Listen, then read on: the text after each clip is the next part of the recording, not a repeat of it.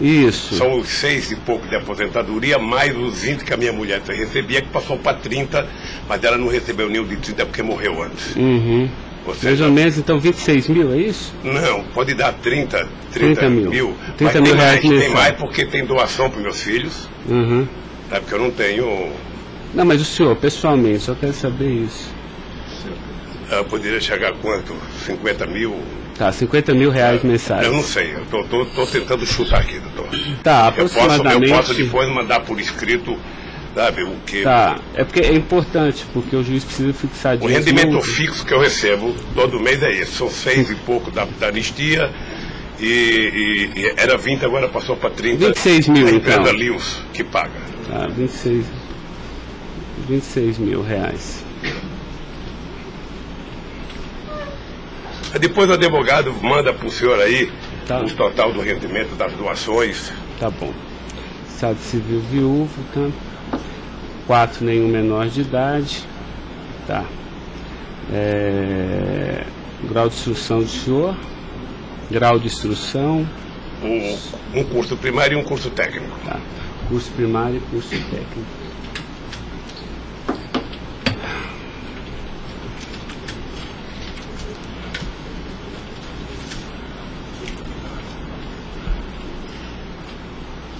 Me dê uma caneta aí, Caio, por favor.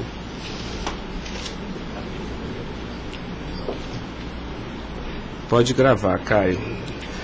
Senhor Luiz Inácio, eu vou pedir então ao senhor para responder agora as perguntas no microfone, porque a partir desse momento a audiência vai ser gravada, tá?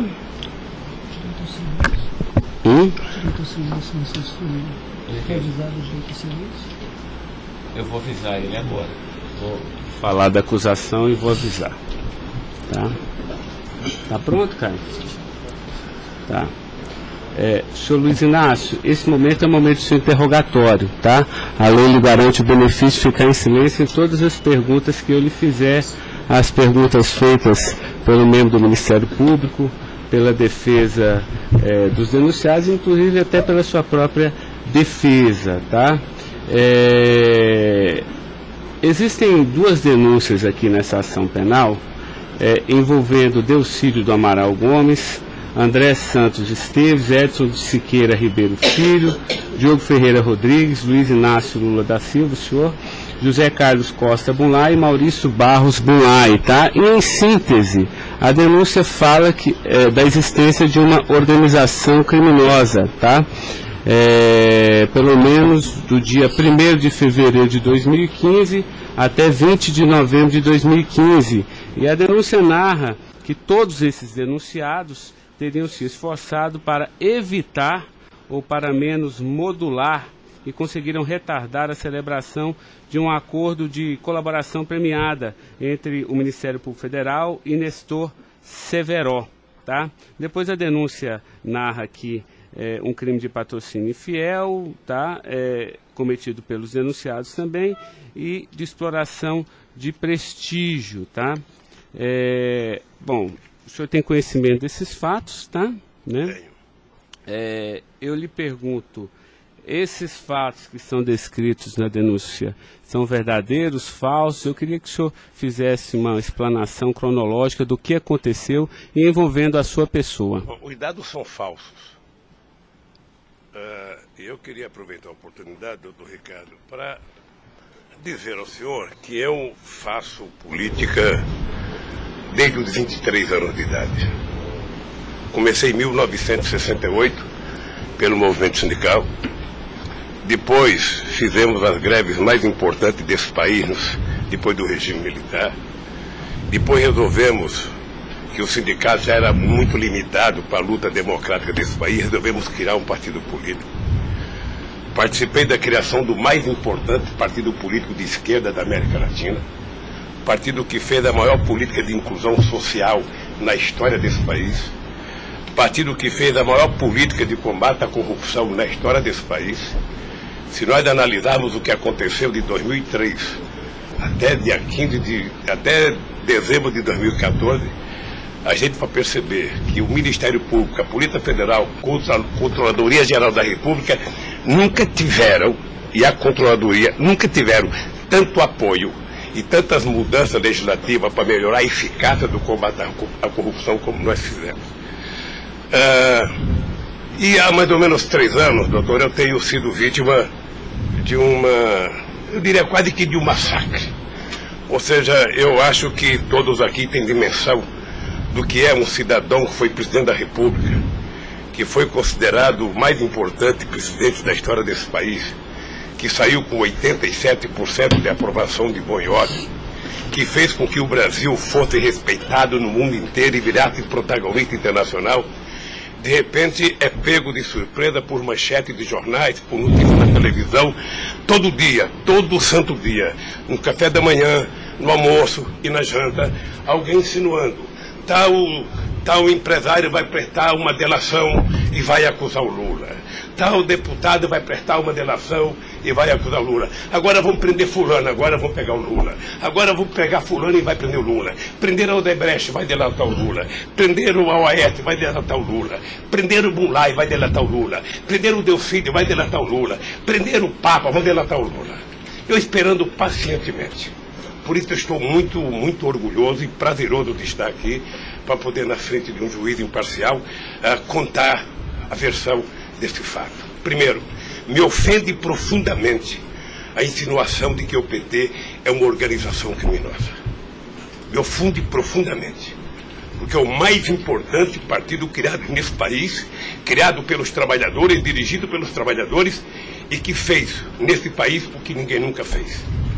E combater a corrupção não é virtude, é uma obrigação moral e ética. E isso eu aprendi com uma mulher que nasceu e morreu analfabeta. Segundo, esse partido conseguiu fazer com que as instituições fossem fortalecidas. O Ministério Público tinha um apelido de engavetador. No meu governo, pela minha vocação sindical, eu fazia questão de fortalecer a corporação e indicar o representado pela instituição. A Polícia Federal, quantos processos eram engavetados? Quantas pastas sumiram nesse país?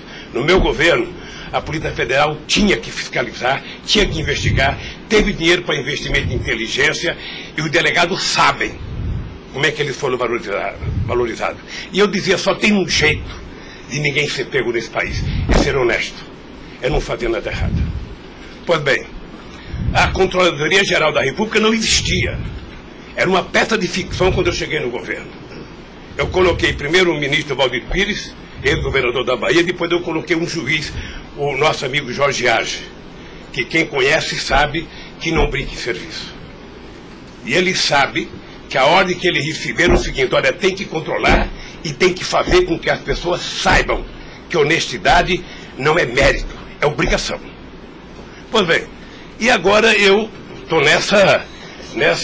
Só sabe o que é levantar todo dia, sabe, achando que a imprensa está na porta de casa porque eu vou ser preso? Ah, porque não sei quem delatou Lula vai ser preso, porque não sei quem delatou Lula vai ser preso. E eu tenho dito, eu duvido, antes, durante e depois, os que estão presos e os que vão ser presos, que tenha um empresário ou um político que tenha coragem de dizer que um dia me deu R$10, ou que tenha coragem de dizer que um dia o Lula pediu 5 centavos para ele. Eu não faço isso porque sou melhor do que os outros, não. Eu faço isso porque quem chegou à presidência da República como eu cheguei, depois de perder 3 eleições, não tinha o direito de errar. Fiquei 8 anos no meu mandato, doutor, 8 anos, sem ir num jantar, sem ir num aniversário, sem ir num casamento, exatamente para não dar pretexto de aparecer aqueles que vão tomar uma champanhe e vêm pedir um favor. E vem tirar fotografia com o celular para depois explorar essa fotografia. Eu fico orgulhoso de estar prestando depoimento e chateado por uma ilação feita nesse processo contra mim pelo senador Delcídio. Portanto, eu queria lhe dizer que eu estou aqui para responder toda e qualquer pergunta. Se tem um brasileiro nesse momento que quer a verdade e deseja a verdade nesse país, sou eu. Portanto, estou à inteira disposição para responder tudo e a todos do jeito que vocês perguntarem. Tá, adentrando então na peça acusatória, senhor Luiz Inácio, A denúncia narra aqui 7 fatos. Diz aqui que no dia 8/4/2015, o senhor reuniu-se com Delcídio Amaral no Instituto Lula, em São Paulo, e o senhor teria exortado a Delcídio a adoção de medidas para a compra do silêncio de Nestor Severo, de forma a que o Nestor, não celebrasse o acordo de colaboração premiada com o Ministério Público Federal. Vamos por fatos, que eu acho que fica mais fácil, a gente faz o encadeamento temporal aqui da denúncia. Esse fato existiu, Delcídio foi lá, pediu para o senhor, o senhor teria pedido a ele para que ele intervisse e pudesse pelo menos ocultar fatos que pudesse relacionar o senhor José Carlos Bunlai, e ele diz mais, diz até que o senhor também teria pedido a ele, porque o senhor também teria envolvimento aqui com negócios escusos na Petrobras. Doutor, só tem um brasileiro que poderia ter medo de um depoimento do Severo, pela relação que tinha com ele, que é o Delcídio. Eu não tinha relação com o Severo. Portanto, eu não tive nenhuma preocupação com o depoimento de nenhum empresário, de nenhum diretor da Petrobras, porque não tem essa relação com eles. Portanto, o Delcídio contou uma inverdade nesse processo. Mas essa reunião existiu? Deve ter tido muitas reuniões com o Delcídio. Ele era senador da República, era líder do governo, nós conversamos muitas vezes em São Paulo e em Brasília. E com outros deputados.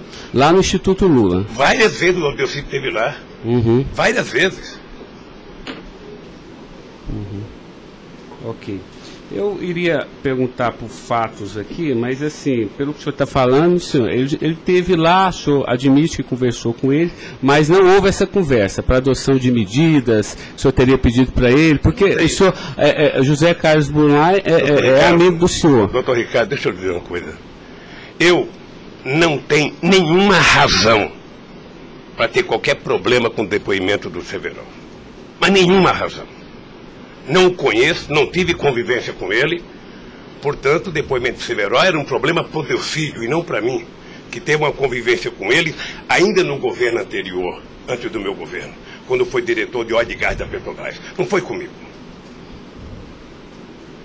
Tá, não surgiu essa conversa, então. Não surgiu, não se tocou. Se o senhor falar da Lava Jato?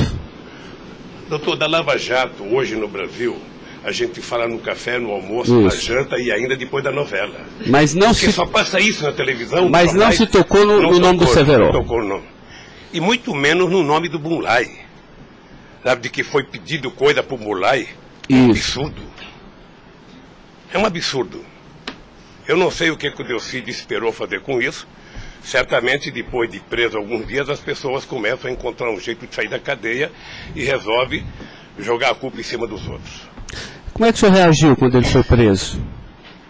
Eu tive uma reação que eu sei que ele não gostou, quando ele citou que o juiz da primeira corte, do Superior Tribunal, ele tinha conversado com ele. Eu disse, esse cara é um imbecil, tá? Porque mas nem na morte você citaria se você teve ou não uma conversa com a Suprema Corte sobre um processo.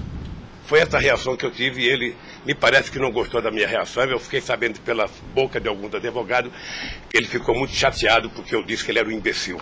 Eu não quis ofendê-lo, apenas achei que a atitude foi equivocada. Tá, eu tenho mais alguns questionamentos, mas depois eu faço na medida que os temas forem agitados aqui pelas partes, tá? O Ministério Público tem perguntas, doutor? Bom dia. Acabei não vendo a sua chegada, mas não revelo. Em nenhuma dessas reuniões o Delcídio comentou sobre o receio que ele teria sobre as delações do Severo? Não, ele não comentou, mas era sabido por todo mundo que acompanha todo esse processo da relação histórica do Delcídio com o Severo. Tem até um livro publicado por uma jornalista da revista Veja que mostra claramente a relação do Delcídio com o Severo. Era muito antiga, sabe? No governo passado, no governo anterior ao meu, porque ele chegou, acho que até a ser ministro interino de Minas e Energia. senhor acredita que a referência ao seu nome tenha sido útil para o Delcídio conseguir a delação premiada? Olha, por tudo que eu vejo todo dia na imprensa, eu acho que tem alguém instigando de falar meu nome. Eu fico sabendo de notícias, não sei se é verdade, nos blogs, nos colunistas, de que todo dia alguém vai prestar depoimento e fala o nome do Lula, cita o nome do Lula, cita o nome do Lula. Eu canso de ouvir isso todo santo dia, sabe? É bem possível que eu vi uma entrevista dele na Globo News que parecia que tinha recebido o prêmio Nobel da delação, a disfarçatez, sabe? Como ele estava se desenvolvendo, eu fui no Roda Viva. Ou seja, depois que fazem a bobagem que fez, se é que fez, ele teria que jogar nas costas de alguém. Primeiro, sabe, a minha relação com o Delcídio era uma relação institucional. E ele sabe disso. Voltando um pouco, o senhor poderia explicar a sua relação com o Bunlai? Veja, eu conheci o Bunlai na campanha de 2000. O PT governava o estado do Mato Grosso do Sul. E eu precisava fazer uma gravação para um programa de televisão da campanha para falar com o setor do agronegócio. E aí o governador do PT disse que tinha um amigo lá e me levou na fazenda dele, me parece que em Miranda. E eu fui nessa fazenda, uma boa fazenda. Até depois eu fui pescar nessa fazenda, fiquei 4 dias no Rio Miranda, não peguei nenhum peixe. Mas gravei um programa, foi um programa de sucesso. Depois eu ganhei as eleições e depois estabeleci uma relação com o Zé Carlos Bunlai. Qual é o conhecimento ou participação que o senhor teve na questão do empréstimo do Banco Chain ao PT que teria sido feito com a intermediação do Bunlai? Eu não, já disse isso, eu não tenho nenhum... Fiquei sabendo de que o Bunlai tinha feito o empréstimo pela imprensa. O senhor teve conhecimento de que para quitar esse empréstimo, houve a contratação pela Petrobras, da empresa Chain Engenharia, na questão Fiquei da sabendo também pela imprensa, e me parece que numa pergunta que o Ministério Público já me fez. Após esses fatos, sobre a saída do Cerveró do posto da diretoria da Petrobras, há uma informação na denúncia relativa a divisões de indicações por partido de diretorias na Petrobras. Diretoria de abastecimento seria normalmente indicada pelo PP, diretoria de serviços pelo PT, diretoria nacional pelo PMDB. O senhor tem conhecimento disso? Veja, deixa, doutor Ivan, dizer uma coisa que me parece que está virando costumeiro isso no depoimento, que é a falta de compreensão do que significa um governo de coalizão em qualquer parte do mundo. E parece que tem pessoas com dificuldade de compreender isso. Aliás, no depoimento do presidente Fernando Henrique Cardoso, ele foi muito bem ao explicar o que é um governo de coalizão. Quando você ganha uma eleição, um regime presidencialista de coalizão, você tem que montar o governo. Você precisa construir uma maioria no Congresso Nacional para você poder montar o governo. E você não monta a maioria com quem você quer. Porque se você pudesse, você pegaria só suplente que não foi eleito. Mas como o suplente não vota, você tem que fazer o acordo com quem é eleito, com quem tem mandato.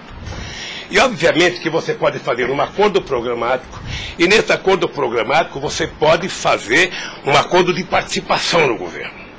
Então os partidos que compõem a base do governo participam do governo, indicam ministros, indicam cargos.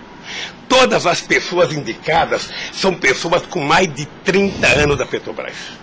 Eu já disse no depoimento, sabe, que vocês vão ter que ouvir muita gente, o Conselho Fiscal da Petrobras, o Conselho de Administração da Petrobras, sabe, para saber se havia denúncia de corrupção, porque quando nós indicamos as pessoas e quando os partidos indicam, ou seja, se aparecer alguma denúncia de corrupção e aparecer no GSI, essa pessoa não é indicada. Porque qual é o critério? O partido tem um ministro, o partido tem uma bancada. Essa bancada conversa com o ministro. Se indicar um nome qualquer, esse nome vai para a Casa Civil, da Casa Civil passa para o GSI, que é o Gabinete Institucional, faz um levantamento, eu não sei aonde, sabe? E se não tiver nenhuma denúncia, essa pessoa é mandada para o Conselho de Administração e o Conselho de Administração indica. Não é o presidente da República que indica, é o Conselho de Administração. É assim que funciona em qualquer lugar do mundo. Ex-presidente, mas só uma questão relativa a isso. Existe um vídeo no YouTube em que o senhor está inaugurando uma plataforma que o senhor realmente fala que no seu governo a Petrobras se tornou mais transparente e que o senhor participava mais das decisões da Petrobras. É de uma plataforma em Angra dos Reis, isso foi em 2010. Então, deixa, doutor. Aí eu estou lhe perguntando para o senhor explicar. O senhor se lembra desse discurso? Eu sei que é muita coisa, mas eu estou até com um vídeo aqui e eu queria lhe perguntar isso. Senão a gente pode até passar. É que a imprensa dizia que eu vivia fazendo assembleia. Eu fui o presidente que certamente mais visitei a Petrobras. Eu fui o presidente que decidi no governo e com a Petrobras de que era importante que a gente recuperasse o poder de construção de plataforma da Petrobras para a gente não importar da Coreia ou da China, que era preciso criar uma indústria petrolífera forte no Brasil. Por isso é que nós aprovamos a Lei de Conteúdo Nacional. 65% de tudo que fosse construído de plataforma sonda teria que ser feita no Brasil, para a gente ter uma política industrial, para a gente definir uma política de engenharia, de ciência e tecnologia, porque o Brasil é um país grande, o Brasil não pode ser um serviçal, o país não é uma republiqueta. Este país poderia produzir e atender toda a América Latina e atender toda a África que margeia o rio chamado Atlântico. Lamentavelmente. Não, mas a pergunta é o seguinte, é porque o senhor falou que realmente no seu governo se participava, o senhor participava mais das decisões. Eu não participava, deixa eu mais falar. das decisões. Se o senhor quiser, a gente pode até ter um vídeo, e eu trouxe aqui aí para o senhor explicar. E Delcy também havia falado isso, que depois do mensalão, o governo federal, a presidência da República, participava mais na Petrobras. Isso ele falou. Deixa eu lhe falar uma coisa, o papel do governo, o governo participa na Petrobras através do Conselho da Petrobras. O Conselho da Petrobras tem vários ministros, tinha ministra de Minas e Energia. Tá? Eu, durante todo o tempo da Petrobras, eu só participei de uma reunião de definição da política estratégica da Petrobras. A discussão de investimento para os próximos 20 anos. Se a gente ia recuperar a indústria naval, se a gente ia recuperar a indústria de sonda, de plataforma, se a gente ia discutir, sabe, exportar, se a gente ia fazer a lei de partilha, se a gente ia fazer com que o petróleo voltasse a ser do povo brasileiro, como nós conseguimos fazer. Nessas decisões estratégicas eu participei de uma reunião. Tá, mas de cargo então não. De cargo não. Porque tem o Fernando Soares que fala que o senhor realmente definia também essas questões. Não definia cargo. Quando havia briga no PMDB, ou quem decidia, se não se decidir, era o senhor que realmente... Deixa eu lhe dizer uma coisa para o senhor. O presidente não indica cargo na Petrobras. O presidente recomenda ao Conselho da Petrobras a indicação de tal pessoa indicada por tal partido político a partir da capacidade técnica das pessoas. É assim que funcionava no governo anterior, é assim que funcionava certamente no governo militar, é assim que deve funcionar hoje. É assim que deve funcionar hoje.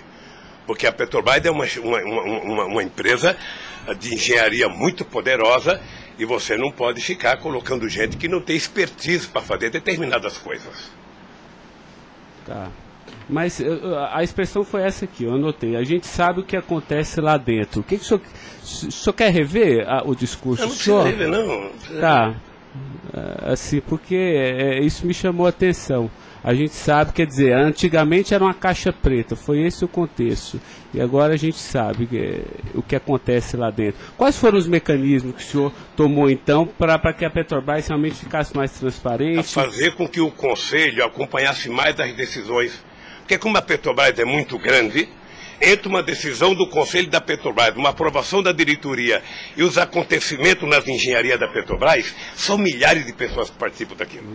É por isso que um dia um presidente chegou a falar que ele é uma caixa preta que ninguém sabe. Então vamos tentar saber, sabe? Fazendo com que as coisas funcionem mais democraticamente.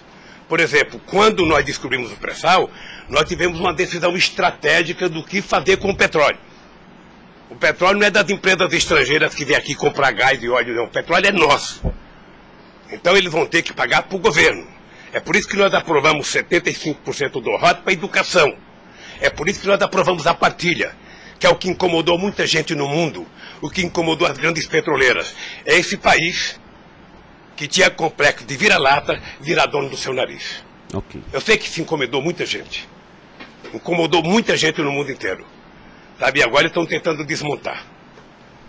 Porque um país que não se respeita, um país que não tem soberania, um país que não tem empresas de porte extraordinário como a Petrobras e vende tudo, sabe, sinceramente, não é um país. Ok. Doutor Ivan, só porque o senhor tocou no tema, eu quis aproveitar, tá? Mas pode continuar, pode prosseguir. A pergunta é relativa à diretoria internacional, que ela foi ocupada pelo Cerveró e depois pelo Zelada. Ambos foram indicações do PMDB ou o Cerveró foi indicação do PT e o Zelada... Não, eu já tive a oportunidade de dizer isso. Isso foi indicação do PMDB.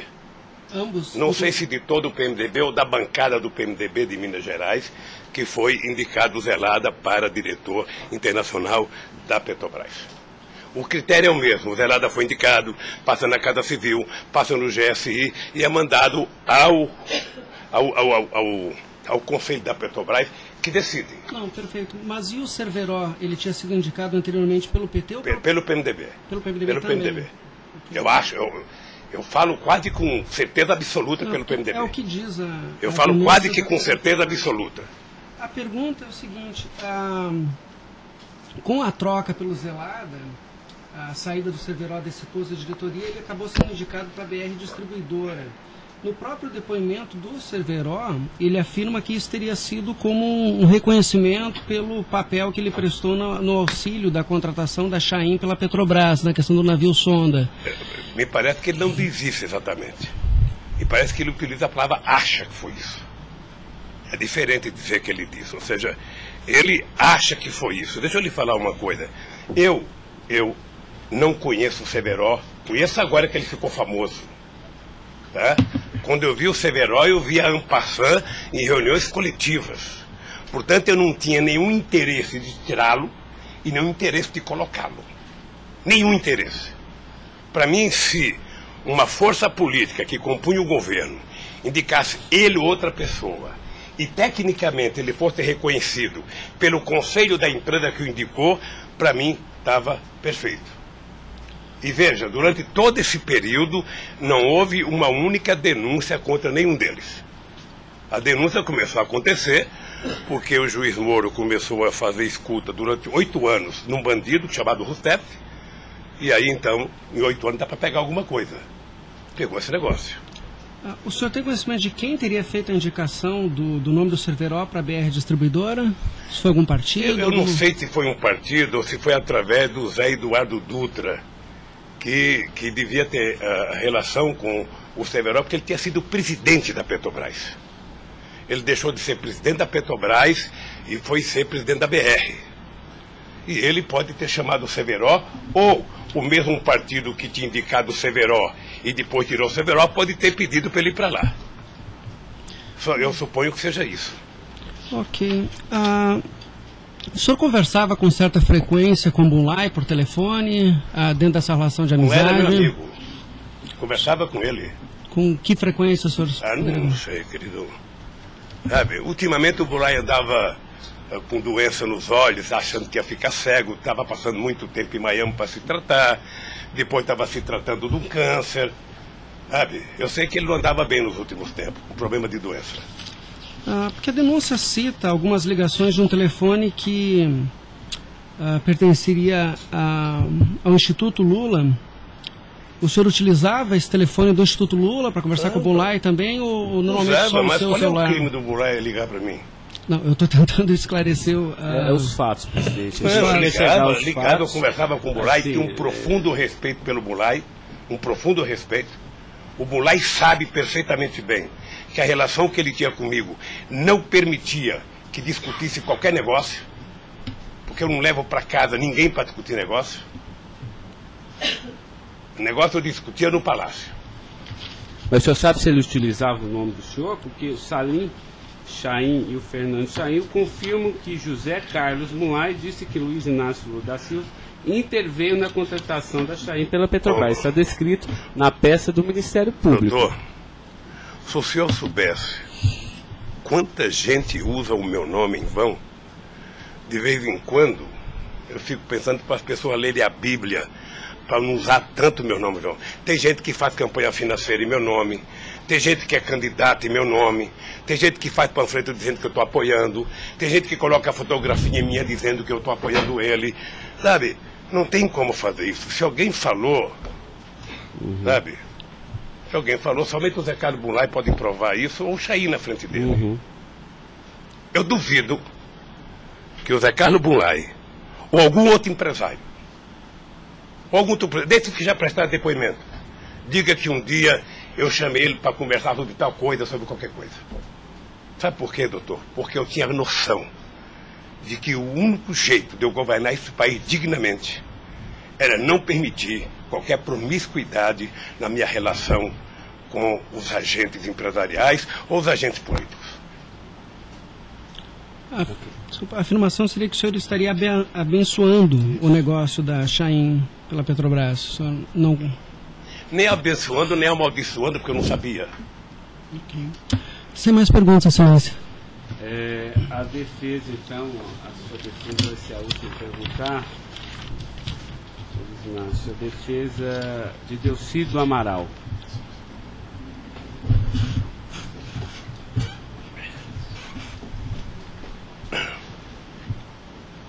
O doutor vai ter que, alguém vai ter que sair para ele perguntar, tá? Da mesa para que...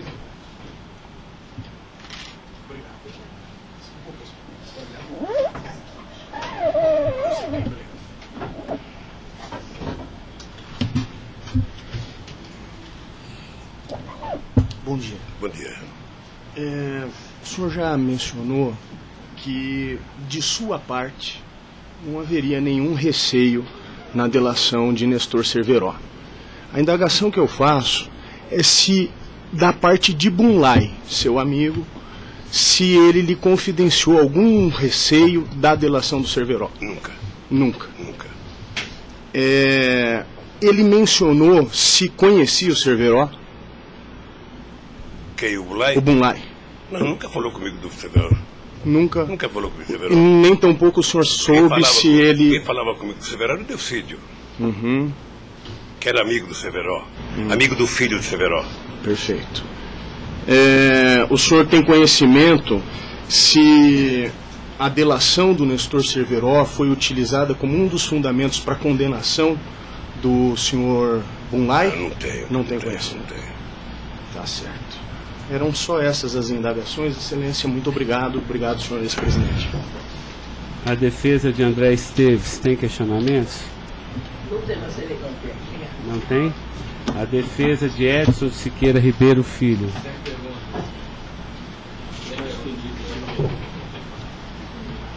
A defesa de Diogo Ferreira Rodrigues. A defesa de José Carlos Bunlai. Tem algumas perguntas. Pode fazer isso. Bom dia, presidente. Presidente, o senhor disse que a sua relação com o senador Delcídio era institucional. Mas o senhor sabe qual era a relação do senador Delcídio com o José Carlos Bunlai? Eles tinham alguma amizade? Eles tinham alguma proximidade? Veja, a impressão que eu tenho era que era muito pequena a relação dos dois. E parece que o José Carlos Bunlai não tinha muita relação com o Delcídio. E com a sua mulher, dona Marisa, qual era a relação do José Carlos Bunlai? Eles tinham amizade? A mesma que comigo. O aniversário da sua ex-mulher?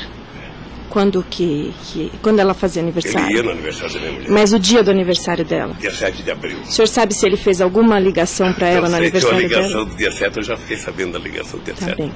É o mínimo que eu esperava dele, é que ele ligasse para ela para dar os parabéns. É só isso, obrigada. Tem alguma pergunta? Tá. A defesa de Maurício Bunlai. Sem questionamentos. A defesa de Luiz Inácio Lula da Silva. Sem perguntas, excelência.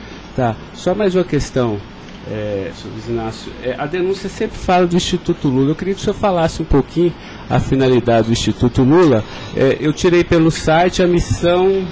Me parece que o senhor desenvolve projetos na África também, né, com finalidade de erradicação da extrema pobreza, da fome, acesso à educação, promoção da igualdade, mas também é um local que o senhor também chama as pessoas para discutir política. Delcídio falou que o senhor o convidou para ir lá quando era líder do governo. Explique para mim o Instituto Lula. Eu não sei se você sabe, a Receita Federal fez uma devassa no Instituto para saber se ele está cumprindo com a sua obrigação institucional. Veja, eu quando deixei a presidência da República, eu falo isso apenas com o objetivo de explicar.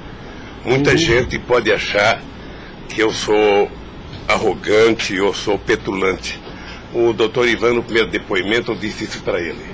Mas isso é crime, viu? Quando eu deixei a presidência da República, por conta do povo brasileiro, eu tinha sido o presidente, quase que o presidente mais importante do mundo nos 10 primeiros anos do século XXI. Esse país virou protagonista internacional. Esse país passou a participar do G8, coisa que nunca participava. Esse país ajudou a construir o G20. Esse país participava do BRICS com muita importância. Esse país participava do IBAS entre Brasil, África do Sul e Índia. Esse Brasil criou a Unasul, criou a CELAC, onde pela primeira vez a gente fazia uma reunião da América Latina sem participação dos Estados americanos. Esse país não deixou a ALCA entrar aqui. Esse país consultou o Conselho Nacional de Defesa para se contrapor à 4ª Frota Americana, depois que nós conseguimos o pré-sal, que eles reinauguraram a 4ª Frota. Nós criamos o Conselho de Defesa. Então, nós fizemos a maior política de inclusão social da história desse país. 36 milhões de pessoas saíram da extrema pobreza e 40 milhões ascenderam à classe média. Isso é uma Argentina, isso é uma Colômbia. A bancarização do povo pobre foi com 70 milhões de pessoas entraram no sistema financeiro. É uma Colômbia e uma Argentina junto. Tudo isso em 12 anos. Olha, eu saí da presidência e eu queria fazer com que a América Latina e a África adotassem as políticas públicas que nós adotamos no Brasil. O programa Luz para Todos. O programa PA, que era a compra de alimento para o pequeno produtor. O Minha Casa Minha Vida. O Bolsa Família. O aumento do salário mínimo. Durante 12 anos, todos os funcionários públicos tiveram aumento nesse país. Houve reajuste de carreira, houve aumento do salário mínimo. Aumentamos as exportações, aumentamos o mercado interno, numa demonstração de que o pobre não era problema. O pobre era a solução. Eu gostava de ir para a África para dizer para os presidentes. Uma vez até fiquei com medo de Angola. Porque eu, depois da minha palestra, eu me dei conta da quantidade de general que tinha lá dentro. E eu falei o seguinte, é preciso diminuir o dinheiro das Forças Armadas e colocar dinheiro para os pobres. Porque o pobre não entra no orçamento. O Poder Judiciário entra, quer ter poder de pressão. Os sindicatos organizados entram. Sabe? Todo mundo entra, o pobre não entra. O pobre está lá, desgraçado, abandonado, ninguém olha por ele. Agora, coloque ele no orçamento. Deixa ele começar a ir no shopping. Deixa ele começar a comprar carne, comprar iogurte, comprar meia, comprar sapato. Nesse país ficava incomodado porque pobre comprava dentadura com o dinheiro que a gente dava do Bolsa Família. E eu queria ensinar isso. Eu queria ensinar as pessoas a compreenderem que o pobre no Brasil e no mundo seria a solução se a gente desse a ele o mínimo necessário. Foi por isso que eu não quis criar uma ONG. Criei um instituto para poder viajar o mundo tentando mostrar o exemplo do que esse país fez em tão pouco tempo. Mas o que Delcídio, porque ele disse aqui que algumas vezes o senhor chamou ele lá. Em que ele se encaixa aí? É que eu não sabia, doutor. Porque assim, realmente eu entendi, a política está de acordo com o estatuto aqui do Instituto Lula, mas assim, por que o senhor chamou ele lá? Ele falou assim, muitas vezes o presidente Lula, e de vez em quando eu ia como cortesia também. Deixa eu lhe falar, ele foi muitas vezes conversar comigo, ele era líder do governo, como outros senadores foram conversar comigo. Cada vez que o Delcídio ia no hospital, filho libanês, fazer um check-up ou uma consulta, ele falava, presidente, eu estou aqui no Síria, posso passar aí? Passa, meu filho. Mas o senhor não tratava dessas questões do Instituto? Do Instituto. Discutia desde Flamengo a Vasco da Gama, Corinthians, Palmeiras, porque quando duas pessoas se encontram, conversa-se tudo.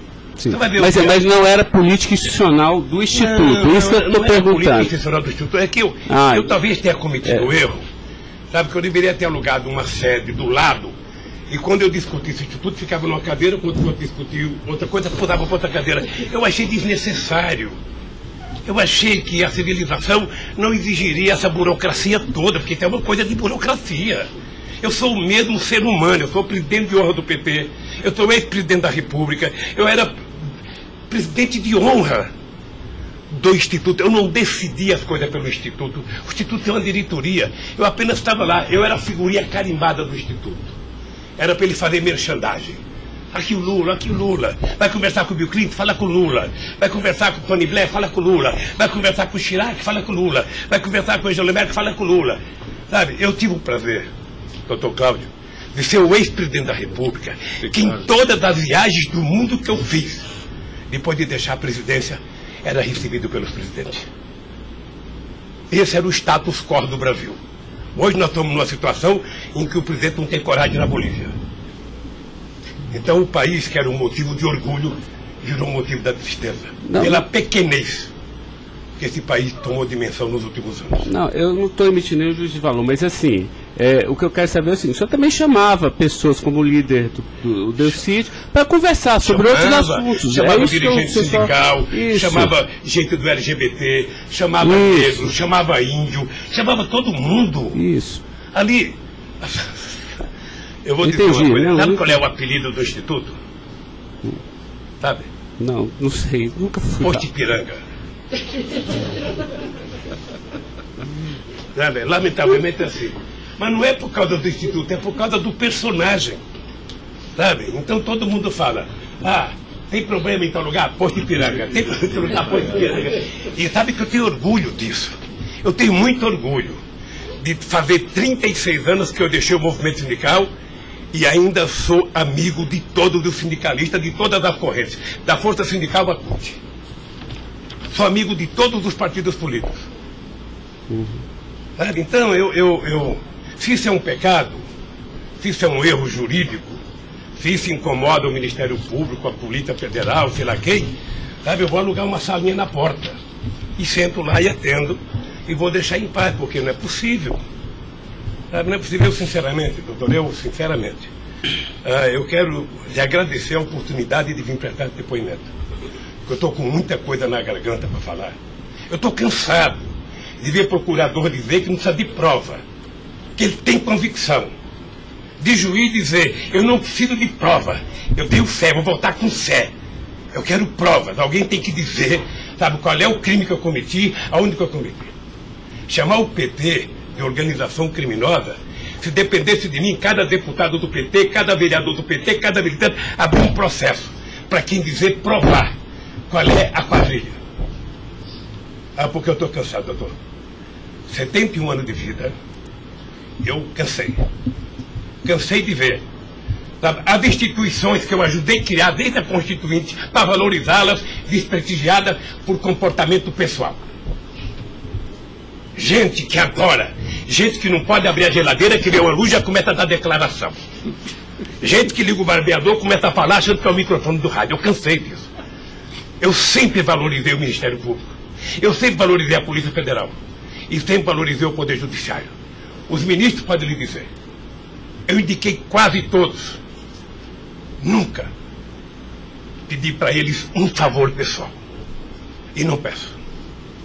Porque a instituição tem que ser forte, não para me ajudar, para garantir a democracia desse país. Lamentavelmente, tem pessoas que não pensam assim. Eu, quando vejo um jovem procurador ir para a televisão falar 1h30 e depois dizer: não me peçam provas, eu tenho convicção, não dá, doutor. Não dá para aceitar isso como uma coisa séria nesse país que está jogando a cada vez mais a oportunidade de se transformar num país grande. Nós quase chegamos a ser a 5ª economia mundial. Quase chegamos. Por mediocridade não chegamos. Então eu lamento profundamente. Eu gostaria que meu depoimento fosse tudo numa semana só. Para mim poder desvendar os mistérios todos. E acabar com essa hipocrisia: fulano vai prestar depoimento, fulano vai delatar, fulano vai não ter das contas, fulano, e o Lula vai ser citado. Quem sabe está na hora de chamar o dono da Globo, da Record, da Bandeirantes para prestar depoimento, para ver se eles me delatam.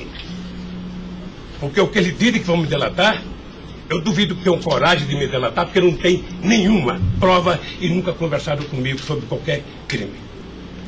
Doutor, eu aprendi a andar de cabeça erguida. E sabe que custa muito. Para quem nasce na elite, não precisa nada. Mas para quem vem lá de baixo, sabe, não deixar ninguém colocar cangaia no seu pescoço, não é fácil. Esses dias eu sei de uma história, de um depoimento, de um processo que eu abri contra uma jornalista, até vou contar isso que ninguém sabe aqui. E eu acusei uma jornalista que falou, em qualquer país democrático do mundo, ela seria presa, porque ela falou de um presidente da República. E ela foi prestar julgamento. E a advogada, acho que a nossa advogada, me chamou de doutor. Aí o juiz começou a rir. Ah, mas ele não é doutor? Ele não é doutor? Como é que você chama ele de doutor? Não, estou chamando ele de doutor porque ele tem vários diplomas de doutor honoris causa. O juiz deu uma gargalhada e pouco tempo depois inocentou a jornalista. Eu vou recorrer até a Suprema Corte. Aos 71 anos eu não sei quanto tempo de vida que eu tenho, mas eu tenho fé em Deus de ver essa jornalista ser educada. Porque, em nome da liberdade de imprensa, ninguém pode avacalhar a vida dos outros. Ninguém pode. E o que eu estou vendo nesse processo? Tem gente que acha que eu sou contra a Lava Jato. Pelo contrário, eu quero que a Lava Jato vá a fundo para ver se acaba com corrupção.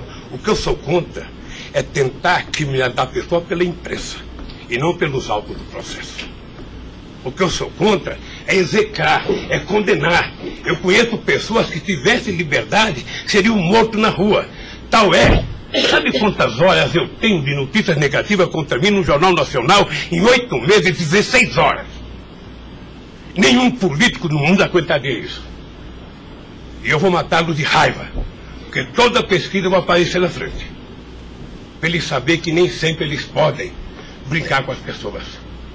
Sabe? Então o juiz, o promotor, o delegado, não tem que ficar fazendo, sabe, pirotecnia com as pessoas. A primeira apura, investigue e condene. Quando condenar, bote na cadeia. E acabou.